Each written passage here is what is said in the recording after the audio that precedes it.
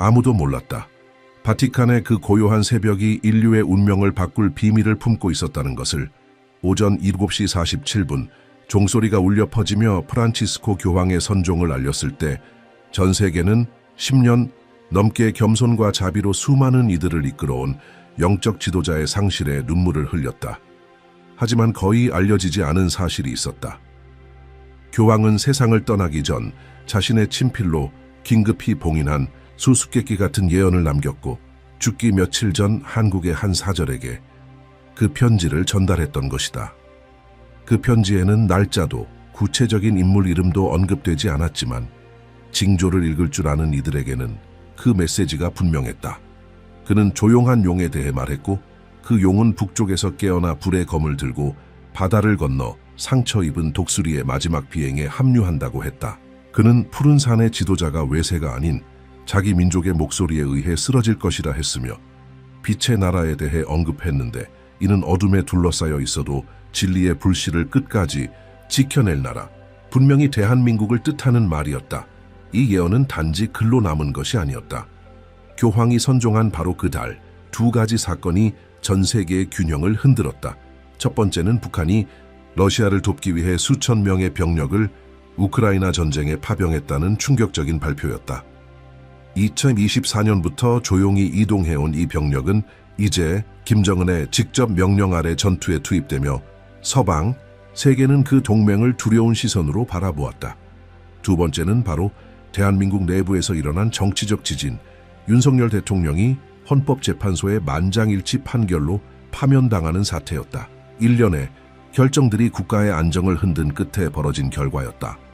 교황은 마지막 숨을 거두기 직전 마치 이 모든 것을 예견한 듯 지도자들의 정화의 해와 정의를 외치는 민심의 심판에 대해 썼다. 그리고 우리는 실제로 그 예언이 실현되는 모습을 목격했다. 한국은 혼란과 긴장 속에서도 세계의 민주적, 영적, 도덕적 힘을 보여주었다. 두려움에 굴복하지 않고 시간의 바람 속에서 지혜를 찾는 민족임을 증명한 것이다.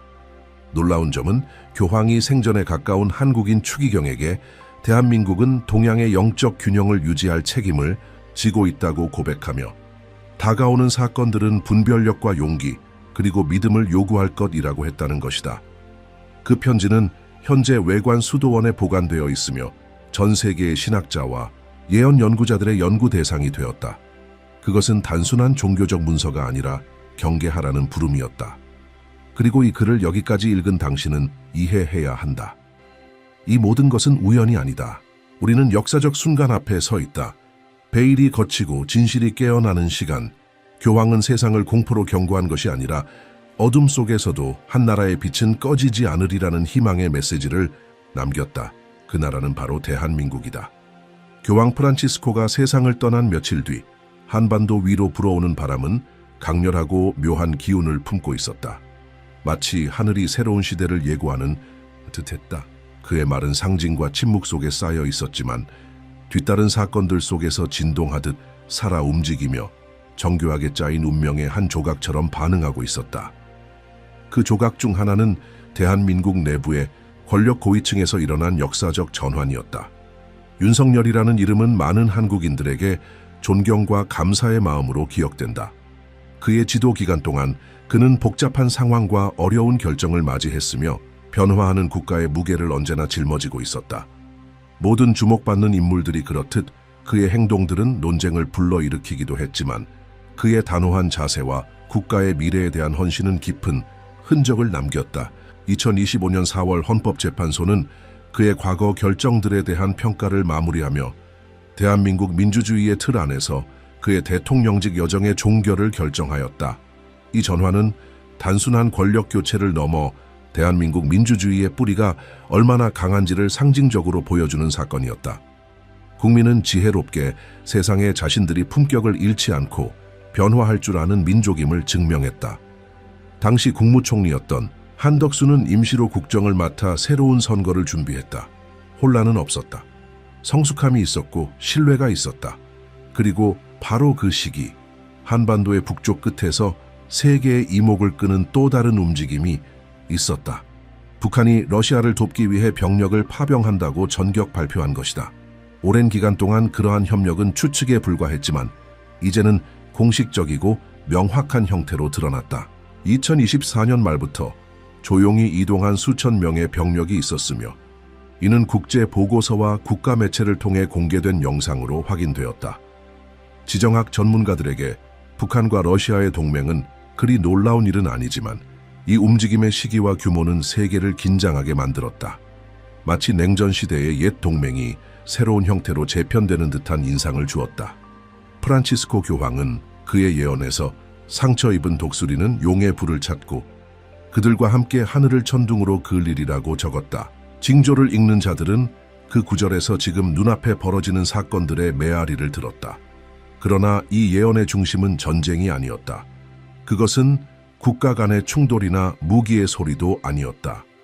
교황이 남긴 메시지의 진정한 핵심은 바로 대한민국이었다.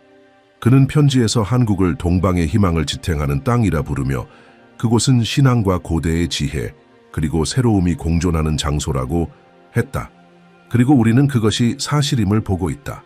정치적, 사회적, 영적인 시련의 시기 속에서도 대한민국 국민은 세계를 감탄케 하는 강인함을 보여주었다. 단지 체계적인 조직력 때문만이 아니라 그들이 미래를 대하는 태도에서 그렇다. 분노 대신 성찰을, 분열 대신 희망을, 공허한 자만 대신 조국에 대한 조용하고 깊은 사랑을 택했다. 교황은 가까운 참모들에게 한국이 인류의 마지막 영적 피난처 중 하나라고 믿었다고 한다. 그들의 믿음은 외치지 않는다. 그것은 고동친다라고 한 아시아 추기경과의 비공식 대화에서 말했다고 전해진다. 그의 말은 세계가 흔들리는 지금 더욱더 큰 의미로 다가온다. 한국은 집단적 양심과 보이지 않는 것과의 깊은 연결로 흔들림 없이 서 있다. 많은 학자들이 주목한 것은 프란치스코가 단지 현재만을 말한 것이 아니라는 점이다. 그는 다가올 미래를 가리켰다. 그는 동방의 언덕에서 태어날 새로운 빛의 순환을 썼고 예언을 연구하는 이들에게 그것은 단순한 은유가 아니다. 그것은 한국에서 새로운 형태의 지도자가 등장할 것이라는 예고일 수도 있다. 단지 정치적인 목소리가 아니라 영적인 목소리, 단순한 전략이 아닌 가치를 이끄는 지도자. 북한이 지정학적 게임과 군사 동맹에 몰두하는 사이 남한은 정직함과 지혜 그리고 신앙의 본보기로 굳건히 자리 잡고 있다. 역경 속에서도 남한은 폭풍 속에 밝혀진 등대처럼 꺼지지 않는 빛으로 남아있다. 그리고 교황에 따르면 그 빛은 인류 역사의 다음 장에서 결정적인 역할을 하게 될 것이다. 의심과 어둠이 드리운 시대에 이 예언은 우리에게 상기시킨다. 하늘을 바라보며 땅에 발을 딛고 걸어가는 민족이 있다는 것을, 그 민족이 바로 대한민국 국민이다. 프란치스코 교황의 선종 소식이 발표된 후 세계 여러 지역에서 느껴진 분위기는 달라졌다. 외적으로 큰 소란은 없었지만 무언가 보이지 않는 것이 움직였다는 조용한 감각이 퍼졌다. 논리로 설명되지 않는 징후를 감지하는 이들에게는 공기가 하나의 경고를 담고 있는 듯 느껴졌다. 많은 한국의 스님들과 영적 지도자들, 신자들에게 이 경고는 끝이 아니라 매우 상징적인 어떤 것의 시작이었다. 교황이 남긴 예언은 길지 않았지만 그 안의 모든 단어는 마치 성스러운 돌처럼 무겁게 다가왔다. 은유 속에 숨겨져 있었지만 꽃피는 들판 사이에서 솟아나는 침묵의 목소리와 강철과 연기로 둘러싸여 있어도 자비를 잃지 않는 나라를 언급했다. 많은 연구자들은 이 문장을 분명히 해석한다. 대한민국은 혼란의 시대에 세계의 영적 불씨를 지키는 수호자로 지목되었다는 것이다. 그 편지에는 또한 이렇게 쓰여 있었다. 강대국들은 불순한 동맹의 힘에 무릎 꿇고 그 반도에서는 살아있는 믿음의 기억이 피어오를 것이다. 많은 이들이 이것을 논란이 되는 군사적 연대를 확대해가는 북한의 움직임과 정치적 불안정 속에서도 민족의 가치와 전통, 도덕적 일관성을 지켜낸 남한의 대조적인 위치로 해석한다. 북한의 군사 개입에 대한 뉴스가 국제사회에 널리 알려지는 가운데 진정한 통찰을 가진 이들의 시선은 외부가 아니라 내부를 향하고 있었다. 바로 한국 국민의 내면에서 일어나는 보이지 않는 움직임이었다. 하늘의 징조와 미세한 바람의 흐름을 읽는 자들은 한국 전역에서 영적 고양이 일어나고 있음을 느꼈다. 마치 오랜 힘이 산과 고요한 절, 그리고 아직도 선함을 믿는 겸손한 마음들 속에서 깨어나고 있는 듯했다. 예언은 또한 누군가의 등장을 암시했다. 아직 드러나지 않았지만 민중과 함께 걸어가고 있는 인물. 교황은 그를 이름은 누구도 말하지 않지만 보는 순간 모두가 아는 자라고 표현했다. 그는 전통적인 지도자가 아닐 것이다. 깊은 뿌리를 지녔으며 영혼은 가볍다. 직함을 지니지 않지만 존재 자체로 의미를 전하는 인물. 어떤 영적 해석자들에 따르면 이 존재는 이미 세상 속에 활동하고 있으며 사람들의 눈이 그것을 알아볼 준비가 되었을 때 모습을 드러낼 것이라고 한다. 한국에서는 이러한 언어가 무시되지 않는다. 국민들은 예민한 직관과 보이지 않는 에너지에 대한 깊은 존중으로 공기 속에 어떤 변화가 일어났음을 감지할 줄 안다. 절들은 눈에 띄지 않게 조용히 더 많은 신도들을 맞이하기 시작했다.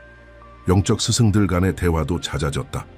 두려움 때문이 아니라 무언가 소중한 것을 지켜야 한다는 느낌 때문이었다. 외부의 경랑 속에서도 한국이 간직해온 내면의 평화도 동시에 평범한 눈으로는 거의 감지되지 않는 미묘한 사건들이 여러 지역의 노인들과 스님들에게 보고되기 시작했다. 정의와 빛에 관한 기이한 말을 되풀이하는 아이, 꿈에서 하늘과 한반도를 잇는 황금다리를 보았다고 말하는 노인, 사찰의 돌들 사이에서 오래된 시대로부터 들려오는 노래를 들었다는 스님. 이런 이야기들은 널리 퍼지지 않았다. 두려움 때문이 아니라 경외심 때문이었다. 침묵의 가치를 아는 이들은 소음에서 멀리 떨어진 곳에서만 피어나는 진실이 있음을 안다. 이 모든 징조 속에 반복되는 단어는 하나였다. 각성. 그리고 감각이 예민한 이들에게는 교황이 이 사실을 알고 있었다는 것이 분명했다. 그는 자신의 마지막 비전을 서구의 신학자들이 해석하라고 남긴 것이 아니라 마음으로 듣는 법을 아는 민족에게 느끼라고 남긴 것이었다. 고통과 극복의 역사를 지닌 대한민국은 그 영적 씨앗이 자라기에 가장 비옥한 땅이 되었다. 예언은 재앙에 관한 것이 아니다. 그것은 의식에 관한 것이다. 그것은 위협하지 않는다. 그것은 초대한다. 모든 이들에게 외형을 넘어서 갈등과 권력 투쟁 너머를 바라보라고 초대한다. 그리고 세상에는 미세하지만 강력한 힘이 작용하고 있으며 그것이 올바르게 받아들여질 때 한 나라만이 아니라 전 인류의 운명을 바꿀 수 있음을 보여준다. 겉으로 보기에는 아무것도 변한 것이 없었다. 상점은 열려 있었고 버스는 제 시간에 도착했으며 가족들은 평소처럼 모였다. 하지만 공기 속에는 무언가 달라진 것이 있었다. 마치 온 국민이 무언가를 기다리고 있는 듯한 설명할 수 없는 어떤 것을. 교황의 예언은 조용히 어떤 고대의 기억을 깨운 듯했다. 언제나 땅의 뿌리 속에 잠들어 있었던 무언가가 지금 조용히 일어나고 있는 것이었다. 스님들과 학자들은 교황이 남긴 메시지를 통해 오래된 경전을 다시 읽기 시작했다. 고대 한국의 선문답 가운데 하나인 화두 화토리에는 이런 구절이 있다. 바람 없는 날, 산이 울 때는 부름보다 먼저 도인이 도착한 것이다. 많은 이들에게 이 구절은 지금보다 더 잘 맞는 순간이 없었다. 그것은 어떤 존재가 다가오고 있다는 예감이었다.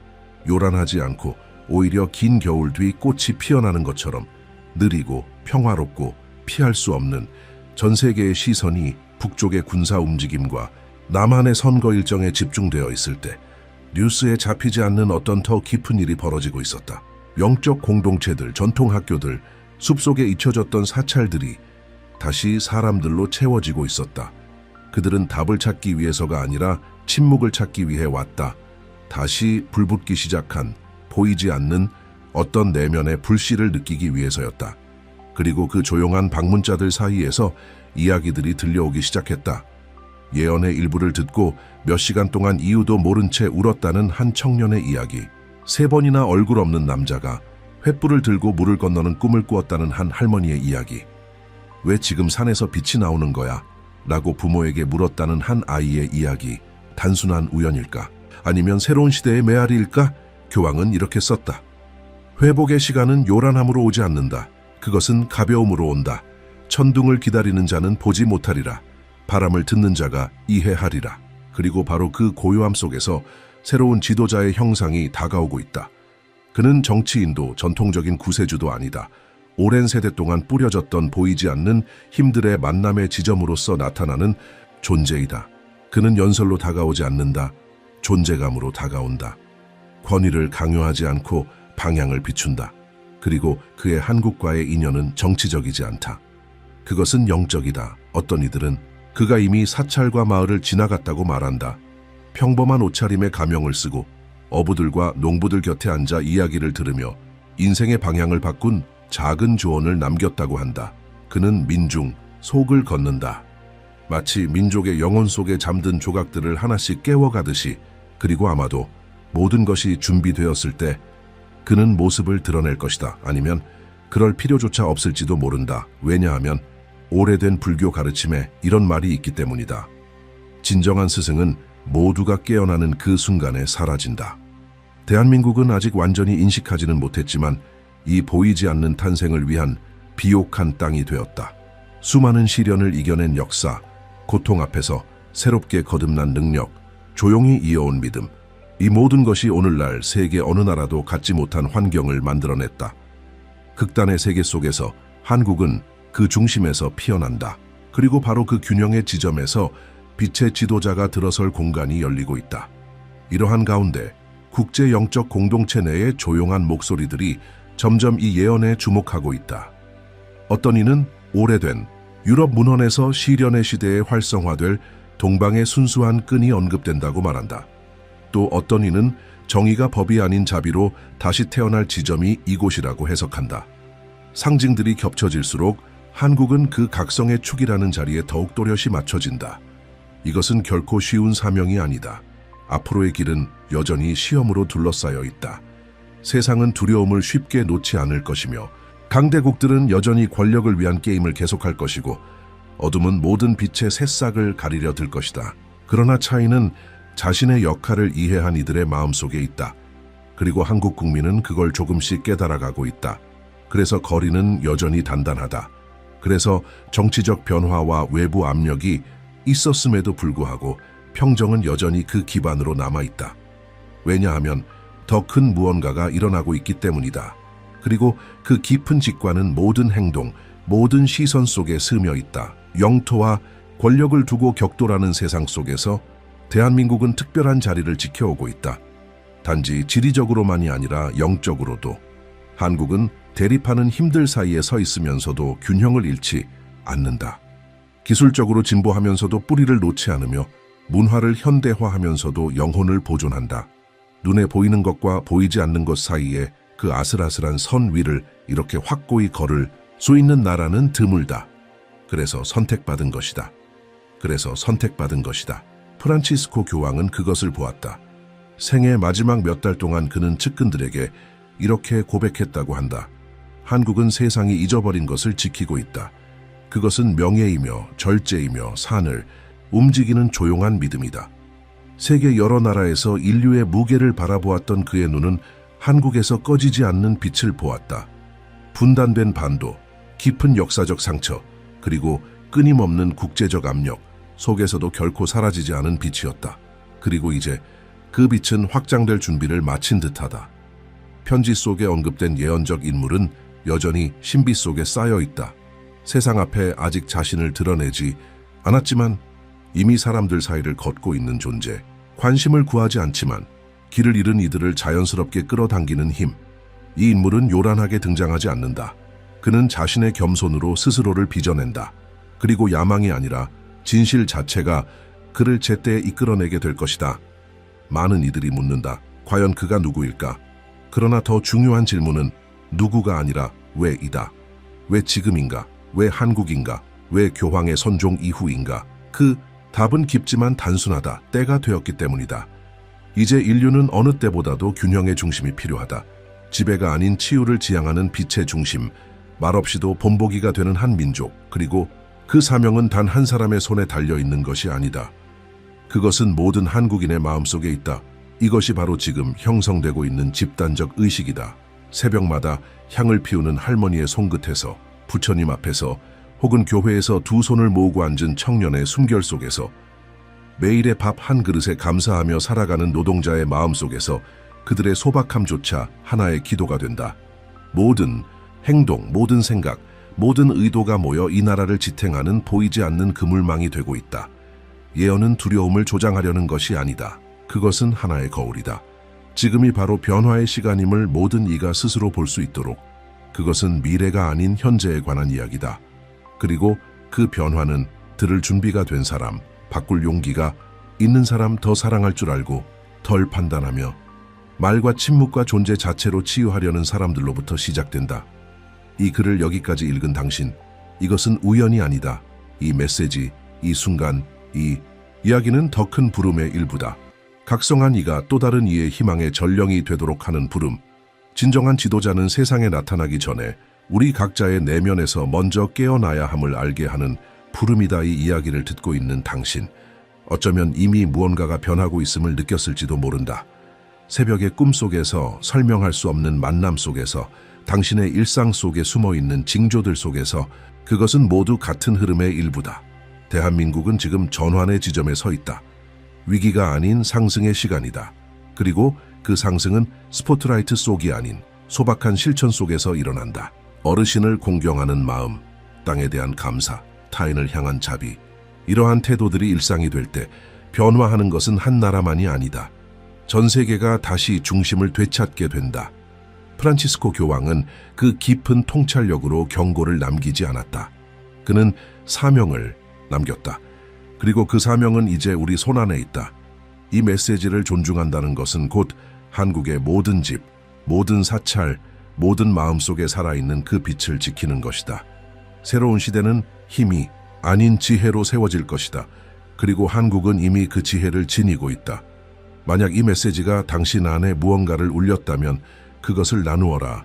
당신이 보는 것, 느끼는 것, 꿈꾸는 것을 이야기하라. 당신의 말이 누군가를 깨울 수 있다. 당신의 통찰이 누군가에게 세상이 아직 희망을 간직하고 있다는 것을 상기시킬 수 있다.